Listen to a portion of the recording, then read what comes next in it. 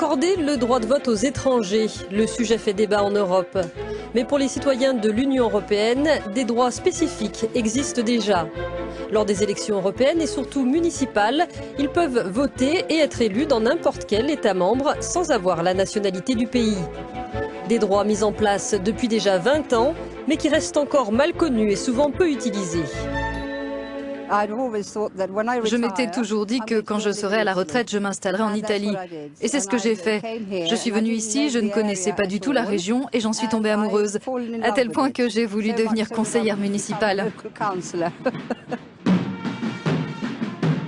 Ella Fahlgren est de nationalité suédoise. Après avoir vécu 20 ans en Angleterre, elle s'est installée ici, en Ombrie, il y a 5 ans. Dès son arrivée, elle s'est impliquée dans la vie locale et a souhaité voter aux élections municipales. Mais aujourd'hui, Ella Fahlgren s'est elle-même lancée dans la campagne des municipales sur une liste écologiste.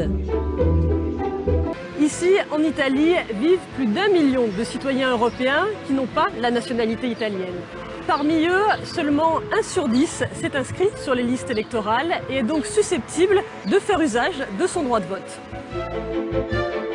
Et l'Italie n'est pas un cas isolé dans l'Union européenne. Selon Giovanni Moro, professeur de sociologie politique à l'Université de Rome, il est important de défendre ce droit très spécifique à la citoyenneté européenne. In generale, questa bassa partecipazione è grave. En général, cette faible participation est grave parce que le droit de voter ou d'être élu à ces scrutins locaux est un droit fondamental de la citoyenneté européenne institué avec le traité de Maastricht.